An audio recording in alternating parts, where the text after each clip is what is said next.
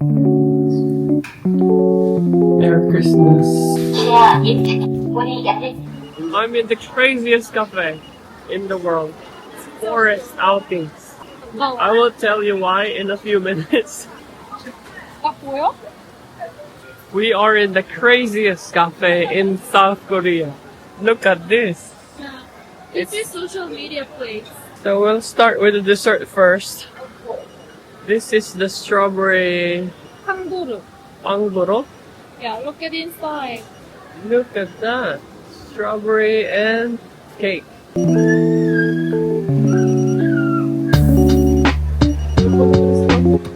We ordered tonkatsu and shrimp pasta.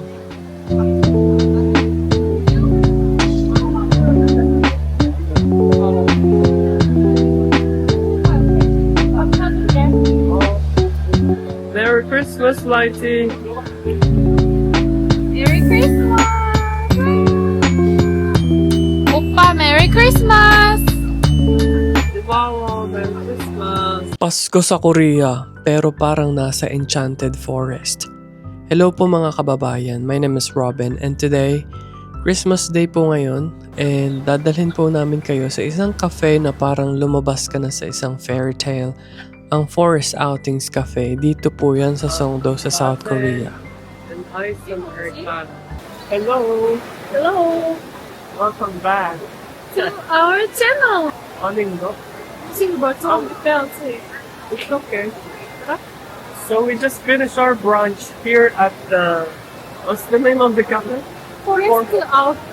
Forest Outings in Songdo. It's one of the best cafes in South Korea, I must say. 갑자기 바뀌었네? 네. It's super busy and crowded. Like you need at least 2 hours just to eat your food in here. You need to prepare at least 2 hours. If you have a car, it's not easy to find a parking space or a car park. Yeah. We almost waited like half an hour Yeah. to find the parking space. Food is also busy. They have a bakery and a kitchen, so you can order cafe and desserts or other pastries. 맞아. But you can also order some meals like pasta, pizza, tonkatsu. 근데 음식 빨리 나왔어. 한 20분? 그치? 원래 1시간이라고 했는데 20분 만에 나왔어. 하나, 둘, 셋. 예!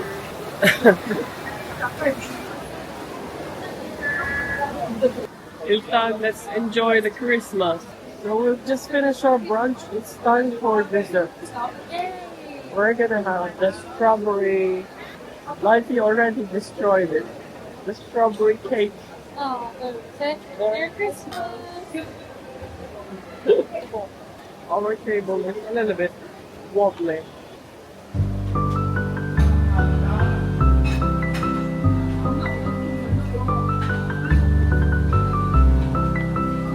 So may mga life-size Christmas decorations, sobrang laki ng space at isang vibe na talagang ramdam mo ang Pasko even if you're far from home.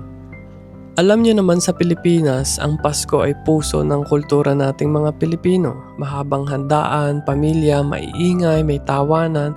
Pero dito po sa Korea, sobrang tahimik, mas simple. Minsan nga, medyo nakakalungkot lalo na kung OFW ka. Kaya nung nakita namin itong cafe na puno ng Christmas decorations, parang may konting yakap ng Pasko dito. So, salamat po kay Lighty at sinamahan niya po akong pumunta dito sa Forest Outings Cafe dito sa Songdo. So, ano po ba yung mga first impressions ko dito? Pagpasok mo pa lang, parang wow agad. Hindi lang siya decorated, talagang grand talaga. May mga life-size Christmas trees, malalaking ornaments, may mga puno, may mga ilaw. Nag-work po pala ako sa Kew Gardens po sa London before and it reminds me of the greenhouse na nagko-contain ng maraming mga ornamental plants, mga tropical plants, may mga temperate plants. Para pong pinaghalo yung Christmas village at forest retreat dito sa isang cafe na ito. Hindi mo mararamdaman na cafe ka lang, parang for experience talaga siya. Sobrang daming tao po nung bumisita po kami dito. So maraming mga tao, ang hirap humanap ng upuan, ang hirap humanap ng parking. So kahit maraming tao dahil Pasko, it's not really chaotic. Tahimik pa rin, relaxing pa rin. Although sometimes may mga baby na umiiyak, although it's inevitable. Ang galing ng cafe na ito, kahit festive, hindi po siya overwhelming. Pwede kang magpa-picture, pwede ka rin umupo at magnilay.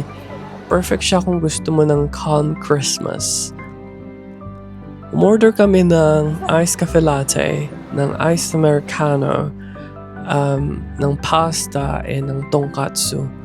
Parang perfect po siya pang Christmas. Mainit po yung food, tapos habang nakapalibot po yung mga ilaw and decorations. Yes, medyo pricey, pero on Christmas Day, parang sulit yung binabayaran mo.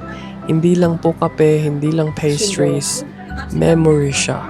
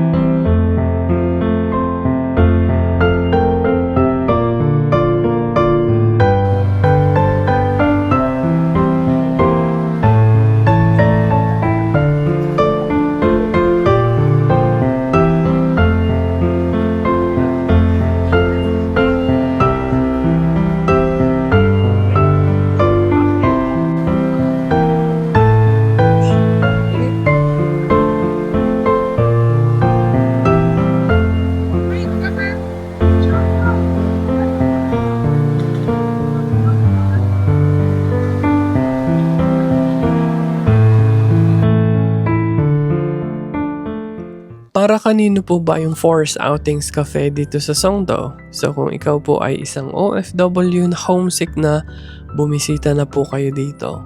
Para sa mga couple na gustong mag-date, not only in Christmas, welcome na welcome kayo sa Forest Outings. Yung mga mahilig sa aesthetics, sa mga Christmas vibes, sa mga pang-Instagram worthy na shots, dito lang po yan sa Forest Outings. So kung gusto mo ng tahimik na celebration, this place is for you. Pero kung hanap mo ay maingay, kantahan at handaan, ibang klaseng Pasko po ito. Mas reflective at mas personal. Hindi lahat ng Pasko ay pare-pareho. May Paskong maingay, may Paskong tahimik. At ngayong Pasko, ngayong taon po, ang Pasko namin ay ganito, simple lang. Kumain lang, nagkape, tahimik pero puno po kami ng pasasalamat. So Forest Outings Cafe reminded me na kahit malayo po ako sa pamilya ko sa Pilipinas, may mga lugar pa rin nagbibigay init sa puso ko. At mas importante, kasama ko yung minamahal ko sa buhay. Kung nahanap mo na rin po yung comfort sa video na ito, please like, subscribe, and share. Comment down below kung paano nyo po sinaselebrate yung Pasko abroad. Kami po ni Lighty, nagkape lang po kami. Para po sa lahat ng Pinoy sa ibang bansa, tandaan nyo po na hindi kayo nag-iisa. Maligayang Pasko po at manigong bagong taon po sa ating lahat mga kababayan.